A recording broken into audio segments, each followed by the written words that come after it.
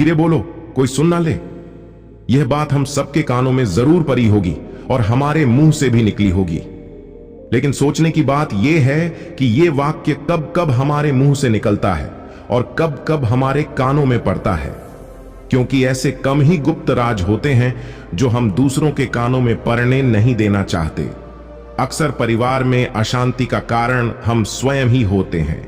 हम इस बात को भले ना देख पाए, पर यह असल सत्य है, क्योंकि जाने अनजाने मूर्खतावश हम खुद ही अपनी वो बातें दूसरों को बता देते हैं जो हमें कभी नहीं बतानी चाहिए, और वही बातें जो जाने अनजाने हमने किसी दूसरे के सामने बता देते हैं, वही हमारे दुख का कारण बन जाता है, वही हमारे झगड़े का कारण बन जाता है, और फिर बाद में हमें पछतावा होता है कि मुझे यह बात किसी को बतानी नहीं चाहिए थी, मेरी ही गलती हुई कि मैंने जाने अनजाने ये बात सभी को बता दी।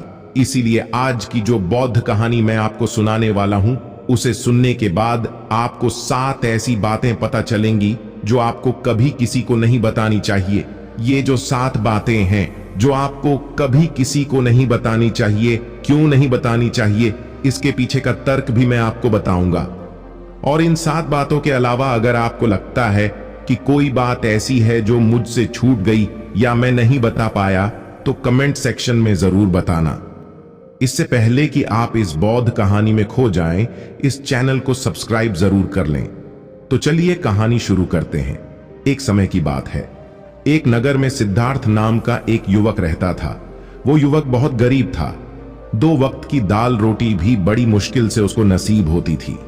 किसी काम की तलाश में दिन रात खोज करने पर भी उसे कोई काम नहीं मिल रहा था। फिर एक दिन उसने अपनी पत्नी के सामने अपनी सारी समस्या बताई। उसने अपनी पत्नी को कहा कि मैं जिस जगह भी काम मांगने के लिए जाता हूं, तो हर कोई मुझे यह कहकर काम नहीं देता कि हमारे यहां काम की जरूरत नहीं है। मैं काम की तलाश कर करके थक चुका हूं। मुझे समझ नहीं आता कि तुम सबका पेट कैसे भरूंगा, अपने बच्चों को कैसे पालूंगा, और यह चिंता मुझे दिन रात खाए जा रही है। यह सुनकर उसकी पत्नी ने कुछ सोचने के बाद कहा कि तुम एक आदमी के पास एक बार ही काम मांगने के लिए जाते हो, और जब वो काम नहीं देता तो तुम दोबारा उसके पास जाते तक नहीं हो। अगर तुम्हें उनसे काम लेना है तो तुम्हें हमदर्दी जतानी होगी, तुम्हें उनसे हमदर्दी हासिल करनी होगी, अपनी गरीबी दिखानी होगी, ताकि वो लोग तुम्हारी मजबूरी समझकर तुम्हें काम पर रख लें। इसीलिए शर्म मत करो, उन्हें अपनी मजबूरी बताओ, अपनी गरीबी बताओ, और इसी उपाय से तुम काम पा सकते हो। ये बात सिद्धार्थ के मस्तिष्क में बैठ गई, और अगले दिन काम मांगने के लिए वो उसी सेठ के पास जा पहुंचा जहां पर वो पिछले दिन काम मांगने के लिए गया था। लेकिन इस बार उसने हाथ जोड़कर उस सेठ से प्रार्थना की, उससे विनती की कि वो बहुत गरीब है और उसे काम की बहुत आवश्यकता है। वो जो कुछ भी उसे देंगे उसमें मैं संतुष्ट हो जाऊंगा। कि वो बहुत गरीब है और उसे काम की बहुत आवश्यकता है।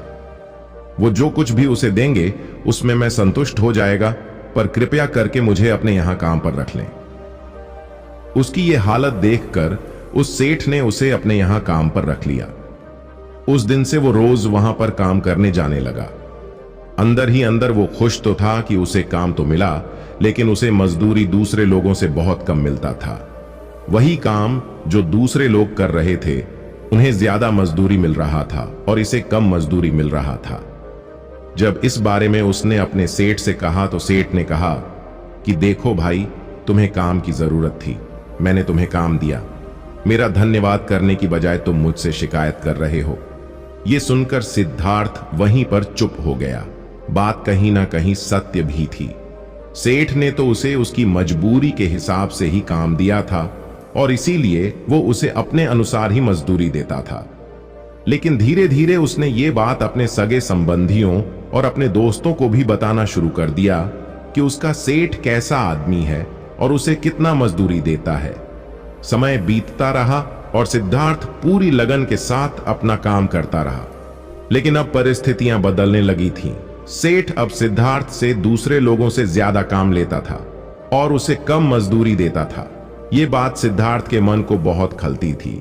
वो दूसरों से ज्यादा मेहनत कर रहा है और उनसे कम मजदूरी पा रहा था। इससे उसके आत्मसम्मान को झंझोर रही थी। अब धीरे धीरे उसका मन अपने काम से हटने लगा। उसका मन काम में लगता ही नहीं था। जाहिर सी बात है, कि ऐसी जगह किसका मन लगेगा जहां आदमी को अपने आत्मसम्मान के साथ समझौता करना पड़े। इसीलिए जल्द ही उसने अपना काम छोड़ दिया और वो घर पर आकर खाली बैठ गया। काम छोड़ने के बाद सेठ के पास जो मजदूरी बचा हुआ था वो भी देने में टाल मटोल करने लगा, कहने लगा आज दे दूंगा, कल दे दूंगा। अब उसके पास घर का खर्चा चलाने के लिए भी पैसे नहीं बचे थे।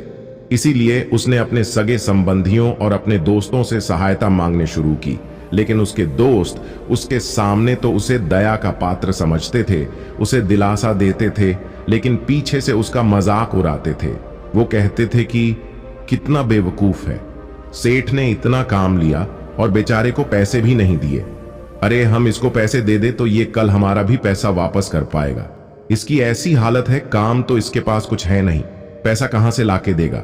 और इसी वजह से सिद्धार्थ की हालत दिन ब दिन खराब होती जा रही थी। अब वो दिन रात तनाव में रहने लगा था। वही दोस्त, वही सगे संबंधी जो उसके अपने होने का दिखावा करते थे, वो उसे दया का पात्र समझ रहे थे। उन्हें उसके ऊपर तरस आ रहा था। सब लोग आकर उसे ज्ञान तो बहुत देते थे, लेकिन कोई सहायता नहीं करता था। और अक्सर ऐसा ही होता है, ज्ञान देने वाले तो बहुत मिल जाते हैं, लेकिन मदद करने वाले, उंगली पकड़कर, हाथ पकड़कर आगे चलाने वाले कितने लोग मिलते हैं? शायद एक भी नहीं। तभी एक दिन उसे पता चला कि पड़ोस के गांव में एक बौद्ध भिक्षु आए हुए हैं जो बहुत ही ज्ञानी हैं। सिद्धार्थ इतना तनाव में था कि उसे कोई रास्ता नजर नहीं आ रहा था। इसीलिए सिद्धार्थ बौद्ध भिक्षु के पास पहुंच जाता है। वहां पहुंचकर वो सीधे उनके पैरों में गिरकर रोने लग जाता है। वो रोते रोते उन्हें अपनी सारी परिस्थिति बताता है। उन्हें बताता है कि किस तरह उसके सेठ ने उसका फायदा उठाया और उसके सगे संबंधी उसके साथ कैसा व्यवहार रखते हैं। सारी बातें सुनकर बौद्ध भिक्षु ने उसे चुप कराते हुए कहा कि बेटा, ये सारी समस्याएं तुम्हारी बुद्धिहीनता, तुम्हारी मूर्खता के कारण उत्पन्न हुई है।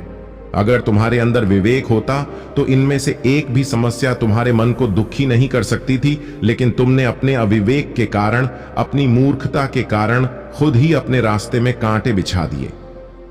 आज मैं तुम्हें 7 बातें बता रहा हूं जो भूल कर भी किसी को मत बताना, और इन बातों का अनुसरण करते हुए तुम बाहर से मिलने वाले दुखों को दूर कर ही सकते हो जो बेवजह दुनिया की वजह से तुम्हारे अंदर पनपते हैं। पहली बात जो किसी को नहीं बतानी चाहिए वो है अपनी मजबूरी। अपनी मजबूरी का दिखावा करके दूसरों का दया पात्र बन के उनकी सहायता लेने की गलती कभी मत करना। हो सकता है कि आज वो तुम्हारी मजबूरी देखकर तुम्हारी सहायता कर दें, लेकिन कल वो तुम्हारा फायदा उठाने से भी नहीं चूकेगा। और अगर फायदा भी नहीं उठाया तो दूसरों के सामने तुम्हारा मजाक बनाने में वो आदमी कभी नहीं चूकेगा। इसीलिए कभी भी अपनी मजबूरी का दिखावा मत करो। अगर घर में 2 रोटी है, सूखी रोटी है, तो वही खाकर सो जाओ, लेकिन दूसरों को इसके बारे में भनक तक नहीं लगनी चाहिए। जरा आप खुद सोचो, मजबूरी बताने का क्या मतलब होता है? एक इंसान का या तो वह दूसरों से सहानुभूति हासिल करना चाहता है या उनसे कोई आर्थिक मदद चाहता है, लेकिन अगर दोनों ही परिस्थितियां आप देखें तो दूसरा आदमी आपका फायदा उठाने से नहीं चूकेगा, और अगर वो फायदा नहीं भी उठाएगा तो अपनी नजर में तो वो आपको मूर्ख ही समझेगा, बेवकूफ समझेगा, और दूसरों के सामने आपका मजाक तो जरूर बनाएगा। इसीलिए अपनी मजबूरी के बारे में कभी किसी को मत बताना। दूसरी बात जो किसी को भी नहीं बतानी चाहिए वो है अपनी अतीत की गलतियां और भविष्य की रणनीतियां। जरा सोचो कि अगर हम अपने अतीत की गलतियां किसी दूसरे को बताते हैं तो उसका क्या प्रभाव होगा? वो गलतियां ठीक तो नहीं की जा सकती, जाहिर है, तो गलतियां दूसरों के सामने बता रहे हो। इससे उस आदमी की नजर में आपका एक चरित्र गठित हो जाएगा और वो भविष्य में हमेशा आपको उसी नजरिए से देखेगा। इसीलिए किसी भी आदमी की नजर में अपना चरित्र गठित मत होने दो। और जरा सोचो कि आप व्यर्थ में ही अपने भविष्य की रणनीतियां दूसरों के सामने बता रहे हो। जो लोग आप काम का हिस्सा ही नहीं है, उनके सामने अपनी भविष्य की रणनीतियां, अपनी डींगे हाँकने का क्या फायदा? वो लोग आपकी सहायता तो नहीं करेंगे, लेकिन आपकी भविष्य की रणनीतियों में बाधा जरूर बन सकते हैं। आप खुद अपने विवेक का इस्तेमाल करिए और सोचिए कि आपके साथ भी ऐसा हुआ है कि आपने अपनी भविष्य की रणनीति किसी को बताई हो। और वो कामयाब ही ना हुई हो, जरूर हुआ होगा। जरा गौर से सोचिए। तीसरी बात जो किसी को नहीं बतानी चाहिए वो है अपने घर की बातें।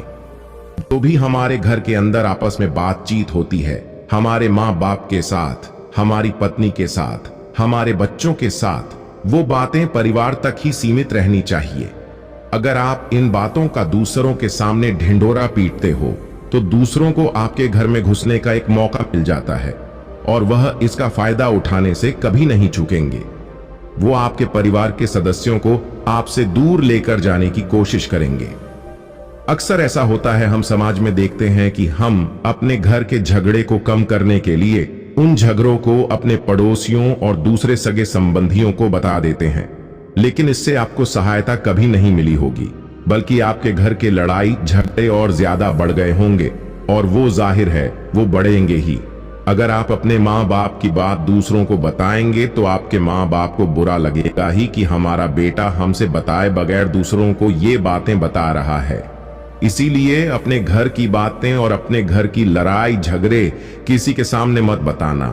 चौथी बात जो मैं आपको बताने जा रहा हूं, जो किसी को नहीं बतानी चाहिए, वो सुनने पर बहुत अजीब लग सकती है, लेकिन उसका सत्य भी मैं आपको एक तर्क के माध्यम से दूंगा। मैं कहता हूं कि अपनी आमदनी किसी को मत बताना। अब अपनी आमदनी ना बताने के पीछे क्या मतलब हो सकता है? जरा सोचिए कि आप अपनी आमदनी अपने दोस्तों को बता देते हैं, तो जब आपके दोस्तों को जरूरत पड़ेगी तो वो सिर्फ आपको ही याद करेंगे, क्योंकि उनको पता है कि आपकी आमदनी ज्यादा अच्छी है तो आप ही उनकी मदद कर सकते हैं, और इसीलिए ज्यादा लोग आपसे सहायता मांगेंगे। और जब आप उनकी सहायता नहीं करेंगे तो वो सोचेंगे कि इस आदमी के पास पैसे हैं, मेरी सहायता कर सकता है, लेकिन यह सहायता कर नहीं रहा है। और इसीलिए आपकी आमदनी आप दोनों दोस्तों के बीच एक झगड़े का कारण हो सकती है। कम आमदनी होगी तो लोग मजाक उड़ाएंगे और ज्यादा होगी तो सहायता मांगेंगे, तो अपनी आमदनी बताने का कोई मतलब नहीं है। पांचवी बात जो मैं आपको बताने वाला हूं उसे आप गांठ बांध लेना और किसी को यह बात मत बताना।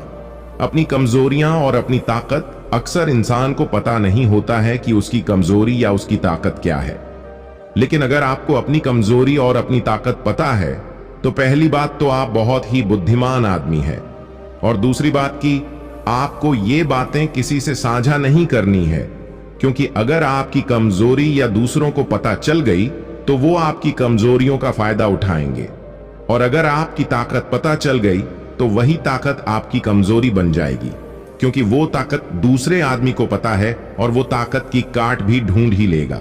अपनी कमजोरी और अपनी ताकत अपनी पत्नी या अपने पति को भी नहीं बतानी चाहिए, क्योंकि इसके बाद आपको घर में उनसे हमेशा दब के रहना पड़ेगा। अगली बात जो किसी को नहीं बतानी चाहिए वो है अपने मित्र और अपने शत्रु। आप अपने मित्रों के बारे में अगर दूसरे लोगों को बताएंगे तो वह आपके मित्रों के साथ अपनी घनिष्ठता बनाकर आपको धोखा दिलवा सकते हैं, आपके गहरे मित्रों को आपसे दूर करने का प्रयास कर सकते हैं। अक्सर आम आदमी ऐसा नहीं करता, लेकिन आपके दुश्मन ऐसा करने की कोशिश कर सकते हैं, और दूसरी तरफ आपके शत्रु का भी किसी को नहीं पता लगना चाहिए, क्योंकि आज जो आपका मित्र है अगर कल वो आपका दुश्मन हो गया तो वो आपके दुश्मन के साथ ही मिलकर आपको परास्त कर सकता है, आपको धोखा दे सकता है। इसीलिए अपने सबसे अच्छे दोस्तों को भी अपने दुश्मन के बारे में कभी मत बताना। अगली और आखिरी बात कहना चाहता हूं कि जब तुम दान करते हो तो दान के बारे में भी किसी को मत बताना, नहीं तो दान करना व्यर्थ हो जाता है, बेकार हो जाता है। जब आप अपने दान का ढिंडोरा पीटते हो तो आप ये बता रहे हो कि मैं कितना बड़ा दानी पुरुष हूं, और ये आपके अंदर एक अहंकार निर्मित करेगा। इसीलिए दान गुप्त रूप से किया जाए उतना ही अच्छा होता है, उतना ही फलदायी होता है। जब आपका बायां हाथ दान कर रहा हो तो दाएं हाथ को बिना पता चले कि बायां हाथ दान कर रहा है। ये 7 बातें जो बौद्ध भिक्षु ने सिद्धार्थ को बताई, इनमें संसार के सभी सिद्धांत छिपे हुए हैं। इन बातों का अनुसरण करते हुए आप अपने घर में सुख शांति बना सकते हैं और घर के झगड़े हमेशा के लिए दूर कर सकते हैं। आप इन बातों के बारे में अपने विवेक से भी सोचेंगे तो आपको यह बातें सत्य मालूम पड़ेगी। हमारा कहानी सुनाने का मकसद यही है कि आपका विवेक जागृत हो, आप खुद उन बातों के बारे में सोचें जो हम आपको बता रहे हैं, और अगर हम गलत है तो आप कमेंट सेक्शन में वो बात जरूर बताएं जिस पर हम गलत हैं। और इनके अलावा भी अगर आप कुछ जानते हैं तो उन बातों को भी कमेंट सेक्शन में जरूर डालें। तो दोस्तों, कैसी लगी आपको ये कहानी, कमेंट सेक्शन में जरूर बताना। तो मिलते हैं अगली वीडियो में, तब तक के लिए अपना ख्याल रखें। धन्यवाद।